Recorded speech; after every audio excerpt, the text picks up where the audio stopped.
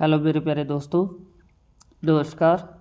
आज अपन अर्धवार्षिक का पेपर जो क्लास 12th का है और इतिहास का हुआ है 15 दिसंबर को। कुछ बच्चों का ये पेपर हो चुका है, आज कुछ का नेक्स्ट दिन में है, अगले दिन में। तो आपको सब पूरी आंसर की मिलेगी, पूरा पेपर मिलेगा।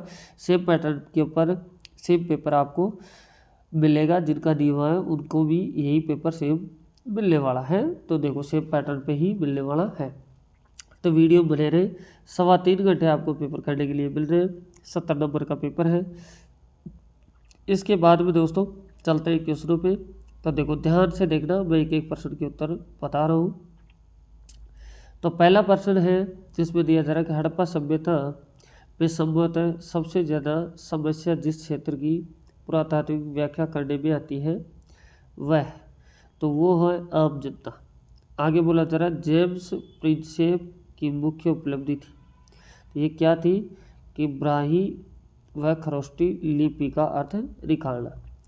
आगे तीसरा क्वेश्चन है इतिहासकार मतलब महाभारत की विषय वस्तु को दो मुख्य शीर्षकों आख्यान तथा उपदेशात्मक के अंतर्गत रखते हैं। तो आख्यान से क्या अभिप्राय है? तो आख्यान से अभिप्राय है कहानी का संग्रह। नेक्स्ट में आपको बोला जा रहा है कि वीर शैव परंपरा का उद्भव हुआ है, कहाँ उद्भव हुआ है? तो ये हुआ है कर्नाटक में। पांचवा क्वेश्चन आपके पास में आ रहा है कि यवन राज्य की स्थापना करने वाला विरुद्ध धारण करने वाला राजा था, कौन सा राजा था? तो ये आपको बताना है इस पांचवें क्वेश्चन का। तो मैं आपको उत्तर बता देता हूँ। इसका आंसर होगा आपका ये कृष्णदेव राय। ठीक है, ओके। कुछ बच्चे मेरे को पता है इसको भी करके आए होंगे। तो चलो नेक्स्ट में चलते हैं। बिल्कुल सटीक आंसर की मैं आपको दे रहा हूँ, ये इसमें कोई वो नहीं है। बिल्कुल जो इतिहास के टीचर होते हैं, लेक्चरार होते हैं, उनसे मैंने कंसल्ट करके फिर ये पेपर में डाल रहा हूँ आपके लिए। तो गलत किसी भी पेपर की आंसर की आपको बताई नहीं जाएगी, भ्रमित नहीं किया जाएगा। यह ओरिजिनलिटी ही इस चैनल पे मिलती है। तो अब चलते हैं छठे क्वेश्चन पे। यहाँ बोला जा रहा है विजयनगर साम्राज्य पर जितने वंशों का शासन रहा है वह है कितने वंशों का? 4 का। आगे बोला जा रहा है बंगाल के जमींदार दस्तकारों को उनकी सेवा के बदले रोज का भत्ता खाने के लिए नकदी देते थे। इस व्यवस्था का क्या नाम था? तो उस व्यवस्था का नाम था जजमानी। ये उत्तर आपका हो जाएगा ए। मतलब 1857 के विद्रोह का सबसे व्यापक रूप कहाँ देखने को मिला? तो ये मिला है अवध में। फिर बोला जा रहा है जलियांवाला बाग हत्याकांड हुआ है, ये का अमृतसर में। संविधान सभा की प्रारूप समिति के अध्यक्ष कौन थे? तो ये थे BR अम्बेडकर। ओके, तो फर्स्ट प्रश्न हो जाता है दोस्तों। चैनल पर फर्स्ट टाइम विजिट करें तो प्लीज़ चैनल को सब्सक्राइब करें, बेल आइकन प्रेस करें और अपने दोस्तों के पास भी इसको शेयर भी करें ताकि उनको भी फायदा मिले। तो दूसरा प्रश्न अपन देख रहे हैं, सभी आपके ब्लैंक वाले हैं। तो फर्स्ट में क्या आएगा? देखो कुंती ओ निषाद नामक लघु कथा की रचना ने की थी, किसने की थी? तो ये जो रचना की थी इसका आप ध्यान से देखें। उत्तर मैं आपको बता देता हूँ कि इसका महाश्वेता ने की थी। किसने? महाश्वेता ने की थी। आगे बोला जा रहा कबीर ग्रंथावली का संबंध राजस्थान के फिर ब्लैक है से है, तो ये दादू पंथी से है। किससे है? दादू पंथी से। तो इसका तो होगा महाश्वेता, इसका महाश्वेता। इसका जो उत्तर आएगा इसका आएगा दादूपंथी। तीसरा क्वेश्चन आ रहा है इसमें कि विजयनगर साम्राज्य की स्थापना शताब्दी में हुई थी, कौन सी में? तो ये हुई थी 14वीं। कौन सी हुई थी? 14वीं शताब्दी में हुई थी। नेक्स्ट देखो आपके पास में कि संविधान सभा में कुल कितने सदस्य थे? तो इसके सदस्य थे 300। कितने? 300। आगे बोला जा रहा खवारिज्म में स्थित है, खवारिज्म उज्बेकिस्तान में स्थित है। ओके, इस जगह आएगा उज्बेकिस्तान। दूसरा प्रश्न अपना हो जाता है। अब चलते हैं थर्ड प्रश्न पे। थर्ड में क्या दे रखा है? देखो सभी 1 नंबर के क्वेश्चन है। तो फर्स्ट क्वेश्चन अपने पास में आ रहा है कि आज के स्विमिंग पूल हमें हड़प्पा सभ्यता की किस संरचना की याद दिलाते हैं? तो ये दिलाते हैं विशाल स्नान घर की। दूसरे का आंसर क्या होगा? देखो, कलिंग पर विजय प्राप्त करने वाला मौर्य सम्राट कौन था?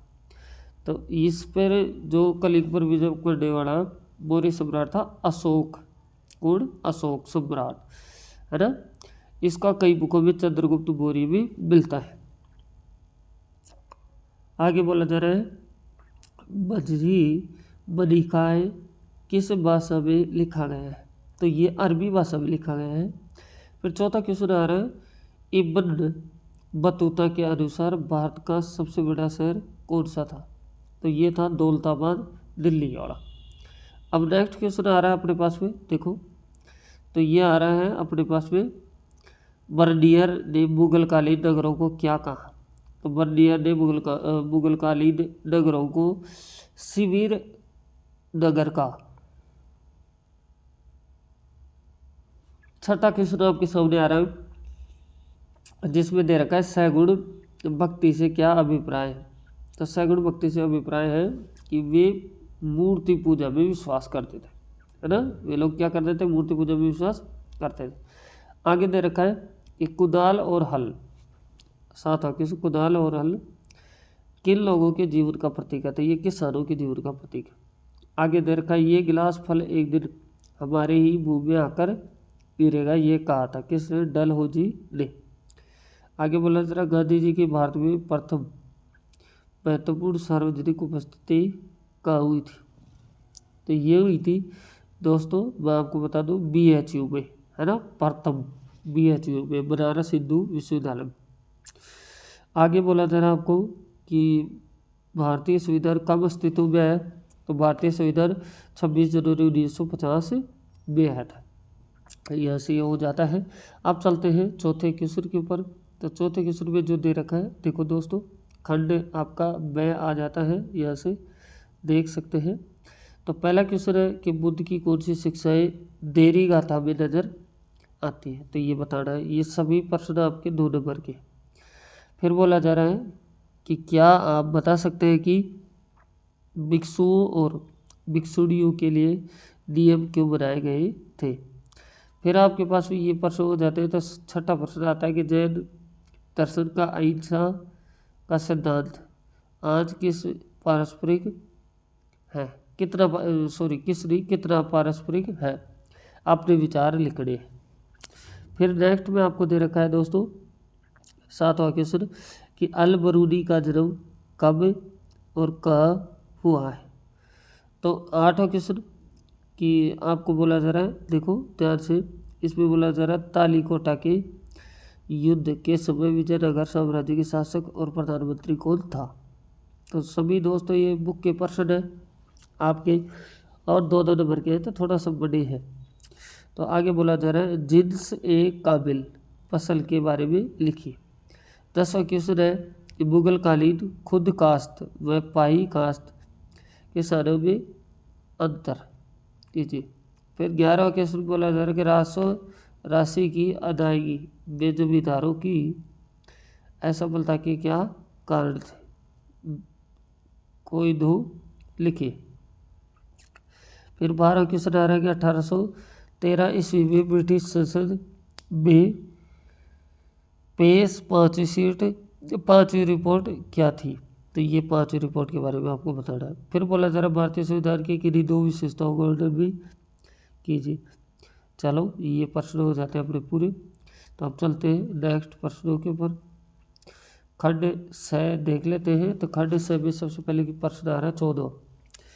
6ठी से 4थी शताब्दी ईसा पूर्व में मगध का सबसे शक्तिशाली महाजनपद बन गया था। तो कौन सा बन गया था ये लिखना है। फिर बोला जा रहा कथन का परिचय कीजिए। फिर बोला जा रहा 15 क्वेश्चन में कि मनुस्मृति के अनुसार पुरुषों और स्त्रियों के धन अर्जित करने के लिए तरीकों के उल्लेख कीजिए। आगे बोला जा रहा है अपने हिसाब से विचार लिखने इसके। आगे बोला जा रहा आपको क्यों लगता है कि कबीर, गुरु नानक, मीराबाई की शिक्षा 21वीं सदी में भी महत्वपूर्ण है। 17 क्वेश्चन आ रहा है कि सहायक संधि क्या थी, सहायक संधि के मुख्य प्रावधानों को लिखिए। 18 क्वेश्चन आपका अथवा का जाता है, जिसमें दे रखा हड़प्पा सभ्यता के नगर नियोजन की प्रमुख विशेषताओं की विवेचना कीजिए।